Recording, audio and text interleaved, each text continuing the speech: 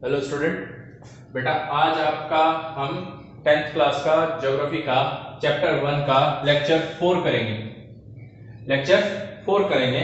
इससे पहले हमने रिसोर्स प्लानिंग देखी थी और इंडिया में रिसोर्स प्लानिंग कैसे करी जाती है वो देखी थी और कंजर्वेशन ऑफ रिसोर्स देखा था बेटा। ठीक है, अब हम पढ़ेंगे लैंड का utilization and land as a resource. देखो, मैं आपको ऑलरेडी बता चुका था कि लैंड भी एक रिसोर्स है, हम खुद भी एक रिसोर्स है। Human as a itself is a resource. ठीक है, human itself is a resource and land is also a resource. कैसे? देखो, अब भारत में जो टोपोग्राफी है, टोपोग्राफी मतलब पहाड़, नदियां, प्लेट्यू, प्लेन, इन चीजों को टोपोग्राफी बोला जाता है। भारत की जो टोपोग्राफी है वो मेनली 3 भागों में देखने को मिलती है बेटा। ठीक है, मेनली 3 भागों में, जैसे कि प्लेट्यू प्लेट्यू प्लेन, माउंटेन। तो देखो, क्या माउंटेन, आप क्या सोचते हो कि भाई mountains are not a resource? बेटा, mountains are really rich resource of biodiversity. ठीक है, ऑक्सीजन। ठीक है भाई, ऑफ कोर्स ऑक्सीजन नहीं कहूंगा तो भाई, जैसे कि फॉरेस्ट। ठीक है, बायोडाइवर्सिटी हुआ, जड़ी बूटियां हुई, मेडिसिनल प्लांट्स आपको देखो फॉरेस्ट में ही मिलते हैं। ठीक है, और वो फॉरेस्ट कहाँ होते हैं? माउंटेन्स में ही। ठीक है, तो mountain is also resource. Plateau में आपको बता चुका था, छोटा नागपुर प्लेट्यू हमारा छत्तीसगढ़ झारखंड वाले एरिया में, छत्तीसगढ़ झारखंड उड़ीसा वाले एरिया में। It is a really rich resource of minerals, है ना। आयरन, कोल की एक बड़ी बड़ी माइंस है वहां पर। ठीक है, और फिर मैंने बताया था प्लेन्स। भाई प्लेन्स भी रिसोर्स ही है। कैसे रिसोर्स है प्लेन? आप उगाते हो, जितना भी आप खाते हो, मतलब जो भी आप जितना भी फसलें उगाते हो, आप किस पे उगाते हो? रिसोर्स प्लेन पे ही, है ना। तो प्लेन्स आर आल्सो रिसोर्सेज। अब इनकी मात्रा क्या है? देखो, भारत में 27% प्लेट्यू है, 30% माउंटेन है और 43% प्लेन है। अब इन तीनों में अगर देखा जाए तो सबसे ज्यादा एरिया किसका है? प्लेन्स का। किसका है? प्लेन्स का है। सबसे कम एरिया किसका है? 27% किसका है? प्लेट्यू का। सबसे मीडियम में बीच में कौन आते हैं? माउंटेन्स। देखा जाए तो ये 27% हमारे सेकेंडरी सेक्टर का बैकबोन है बेटा। बैकबोन है सेकेंडरी सेक्टर। जितना भी मैन्युफैक्चरिंग होती है, जितना भी रॉ मटेरियल हमको मिलता है, मेजरली हमको प्लेट्यूज से मिलता है बेटा, मेजरली प्लेट्यूज से। ठीक है, जितना भी ज्यादातर रॉ मटेरियल आप कह लो कि मिनरल्स मिलते हैं, कोल हुआ, आयरन हुआ, बसाल्ट हुआ। ठीक है, और मतलब कोल की अलग अलग क्वालिटी हुई, आयरन की अलग अलग क्वालिटी हुई, मैग्नीशियम हुआ, एल्यूमिनियम हुआ, ठीक है, निकल हुआ, और भी चीजें हैं। तो मेटल की जितनी भी, मेटल और नॉन मेटल में देखा जाए तो 27% कंट्रीब्यूशन किसका है? भाई 27% प्लेट्यू आते हैं, प्लेट्यूज का सबसे ज्यादा कंट्रीब्यूशन है।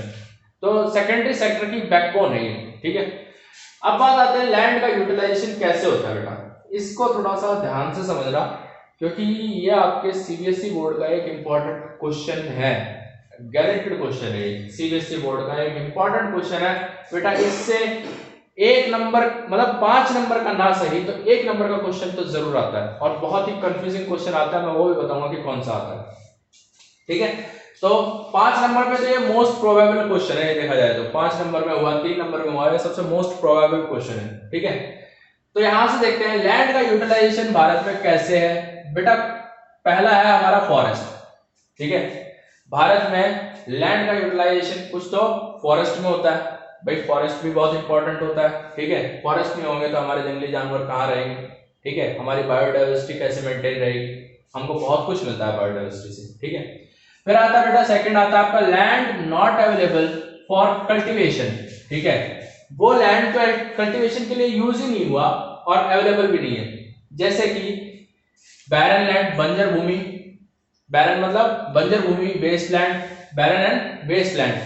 अब जैसे कि बैरन और वेस्टलैंड का सबसे बेस्ट एग्जांपल आपको मैं दूं तो भाई चंबल की घाटियां। चंबल की घाटियां आपको, ये जो चंबल एरिया है, ठीक है, ये वेस्टलैंड है, बैडलैंड भी कहलाता है, क्योंकि ना आप इनमें कुछ उगा सकते हो और ना इनमें कुछ है। ठीक है, ना ही आप इनमें कुछ उगा सकते हो और ना ही इनमें कुछ है। तो ये किस में आ गया? Land not available for cultivation. फिर आता है land put to non agricultural uses, जैसे कि बिल्डिंग, रोड्स एक्सेट्रा, फैक्ट्रीज। आप भाई बिल्डिंग, रोड, फैक्ट्रीज वगैरह ये सब चीजें बनाओगे, क्या हवा में बनाओगे? बिल्डिंग्स बनाओगे, फैक्ट्री बनाओगे, हवा में तो नहीं बनेगी, जमीन चाहिए आपको, है ना। तो ये हो गया हमारा सेकंड सेक्शन, ठीक है। थर्ड देखो बेटा, third is very important, other uncultivated land. Other uncultivated, uncultivated मतलब जिसको बोया ना गया हो या जिसमें सिंचाई ना की गई हो, जिसमें मतलब किसी प्रकार से फसल ना उगाई जाती हो, ठीक है। Other uncultivated land excluding fallow land. मैं फैलो लैंड बाद में बताऊंगा, पहले इस पे ध्यान देना। अदर अनकल्टिवेटेड लैंड क्या होता है? Permanent pasture and grazing land. Permanent pasture and grazing land, जहां पर देखो भाई ये लैंड वो एरिया होता है जिसमें सिर्फ और सिर्फ ग्रेजिंग होती है, जैसे जो चरवाहे नहीं होते हैं, ठीक है, चरवाहे वो क्या करते हैं, अपने भेड़ बकरियों को छोड़ देते हैं चरने के लिए, तो वो एरिया भी होता है permanent pasture and grazing land. उसमें आप क्या नहीं करते हो, ना ही किसी प्रकार की फसलें उगाते हो, ना ही उसको आप एग्रीकल्चर एरिया में यूज करते हो, ठीक है। अब बात आती है land under miscellaneous tree crop Grove, ठीक है। यहां पर एक वर्ड आया ग्रोव्स, ठीक है, ग्रोव्स। देखो ये पहले लैंड अंडर मिसलेनियस ट्री, भाई जो ट्री ऐसे होते हैं मिसलेनियस, भाई अब देखो धरती पर एक ही प्रकार का तो पेड़ उगता नहीं है, आप उगाना चाहो तो उगा सकते हो, लेकिन normally nature is not binded और you can say not bounded to grow only one type of particular plant, है ना, ऐसे तो है नहीं। तो देखो land under miscellaneous tree crop, ठीक है, वहां पर वो एरिया जिस एरिया में मतलब झाड़ झंगाड़ ऐसे ही खड़ा हुआ है, वो मिसलेनियस ट्री मतलब एक मिसलेनियस ट्रीज क्रॉप है। और ग्रोव क्या होता है बेटा? ग्रोव मतलब एक होता है सैक्रेड ग्रोव, एक वर्ड पढ़ोगे आप, सैक्रेड ग्रोव। ग्रोव एक फॉरेस्ट एरिया कहलाता है, एक फॉरेस्ट एरिया कहलाता है, इसको आप land under miscellaneous tree crop Grove कह लो या तो छोटा फॉरेस्ट एरिया कह लो। एक होता है सैक्रेड ग्रोव, सैक्रेड ग्रोव ये वो फॉरेस्ट एरिया होता है जो मतलब जिसको सरकार चाहे तो भी नहीं काट सकती, सरकार चाहे तो भी इसका इस्तेमाल क्यों नहीं कर सकती, क्योंकि इंसानों ने इस जंगल को क्या कर दिया है, अपने धार्मिक कर्म कांडों के लिए रिजर्व कर दिया है, धार्मिक कर्म कांडों के लिए। मान लो भाई कई जगह आपको ये देखने को मिलता होगा कि इस पेड़ की पूजा करो तो ये मिल जाएगा, उस पेड़ की वो पूजा करो, इस जंगलों की पूजा करो, तो मतलब आप देखो वो धर्म से रिलेटेड हो गया। धर्म से जब चीजें जुड़ जाती हैं तो लोगों के सेंटिमेंट पे बात आ जाती है, तो सरकार इन चीजों को छूती भी नहीं है। तो इन चीजों को क्या बोला जाता है? Sacred groves. क्या बोला जाता है? Sacred grove. और ये sacred grove is nothing but a small part of forest area which is particularly used for worships, which is particularly used for worship. तो यहाँ पर मेरे को मुझे लगता है आपको समझ में आ गया होगा कि ग्रोव्स किसे कहते हैं। छोटा फॉरेस्ट एरिया होता है, ठीक है, जिसमें मिसलेनियस ट्री क्रॉप्स उगी होती हैं। यहाँ पर क्या बोल रखा है देखो, not included net sown area. Net sown area में मैं आपको बात बताऊंगा, फैलो लैंड हो गया और नेट सोन एरिया, ठीक है। ये दो पॉइंट हमें अगले पॉइंट पे समझने को मिलेंगे। Culturable waste land, culturable waste land वो एरिया या वो लैंड जिसके ऊपर कल्टीवेशन किया जा सकता है, जिसको फार्मिंग में इंक्लूड किया जा सकता है, लेकिन उसको छोड़ा गया है 5 साल से ज्यादा के लिए।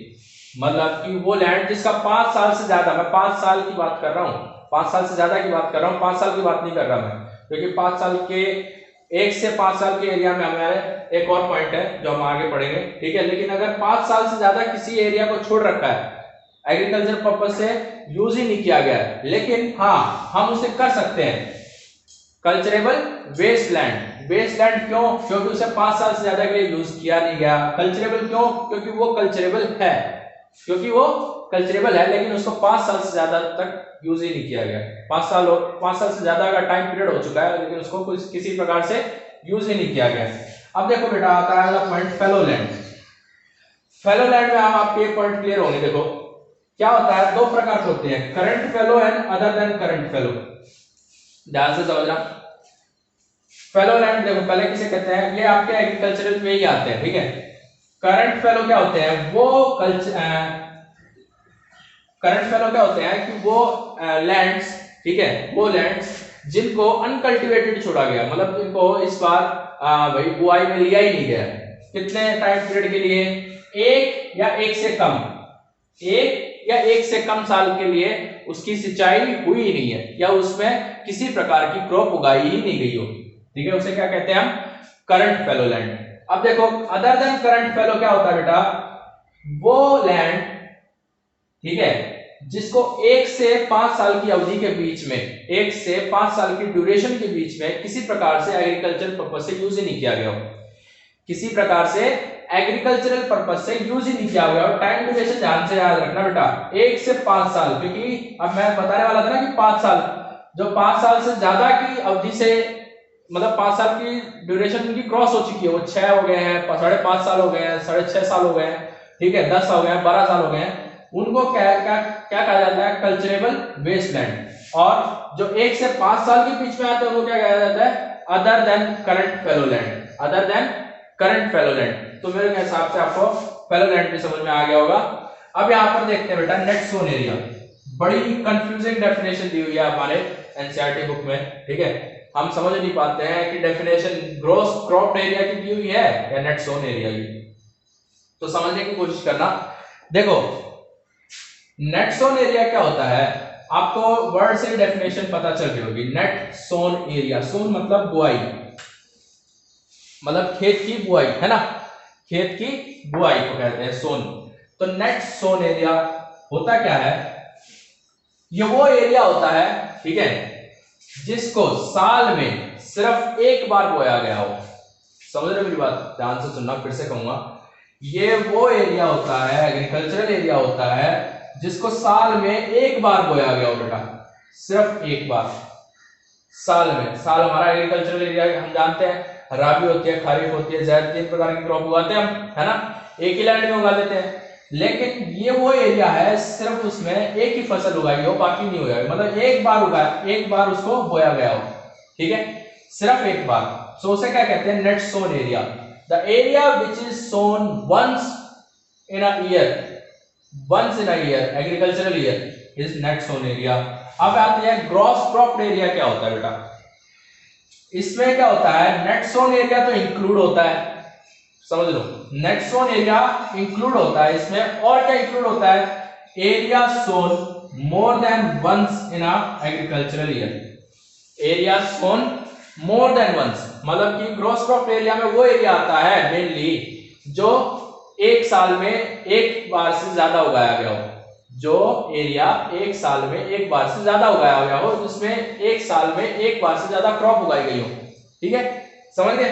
तो इसमें ऐड कर दो, अब क्या ऐड करना है हमें, net sown area, only once in a year, more than once in a year is called gross crop area. इसकी डेफिनेशन फिर से मैं पढ़ा देता हूं ग्रॉस क्रॉप एरिया की, net sown area more than once in a agricultural year plus net sown area is called gross crop area. Definition अगर net sown area की लिखना चाहते हो तो ये लिख सकते हो, the area which is sown once in a year is known as net sown area and gross crop area is nothing but the area which is sown more than once in a year plus net sown area is called gross crop area। तो यहां से आपका बेटा land utilisation का topic भी हमने complete कर लिया।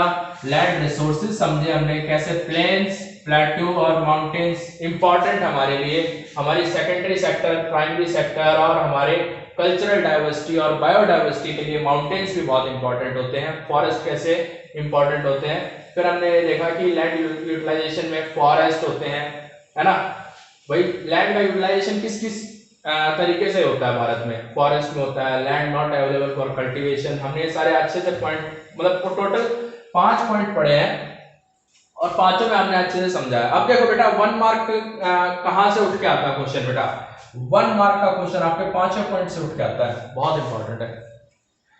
पूछ लिया जाता है नेट सोन एरिया की डेफिनेशन क्या है, तो एनसीईआरटी में लिखा तो है नहीं कहीं कि area sown once in a year is known as net sown area, ये कहीं नहीं लिखा, लेकिन हाँ ग्रॉस क्रॉप एरिया की डेफिनेशन दे दी, ठीक है। तो यहां से आपको नेट सोन एरिया की डेफिनेशन पता होनी चाहिए और ग्रॉस क्रॉप एरिया और नेट सोन एरिया में फर्क पता होना चाहिए, ठीक है। यहां से 1 मार्क का क्वेश्चन बहुत ऑब्वियस है कि उठ के आ जाए। और फिर आपका आता है 1 मार्क का कई बार पूछ लिया जाता है अदर देन करंट फैलो और कल्चरेबल वेस्टलैंड में डिफरेंस क्या है। बेटा फर्क साफ साफ है, ये 1 से 5 साल के ड्यूरेशन के लिए है और ये 5 साल की अवधि से ज्यादा के लिए है या 5 साल की ड्यूरेशन से ज्यादा के लिए है। हालांकि अगर पूरा का पूरा क्वेश्चन कई कई बार 3 नंबर में भी आता है और 5 नंबर में भी आता है, ठीक है। तो it is really important part in your geography, ठीक है। एक बहुत इंपॉर्टेंट टॉपिक आज हमने कवर किया है, इसके बाद हम आगे देखेंगे, ठीक है। आगे वाला टॉपिक हम कवर करेंगे ज्योग्राफी का, ठीक है। तब तक के लिए इसको अच्छे से रिवाइज करो, अच्छे से समझो, ठीक है। और तब तक के लिए थैंक यू।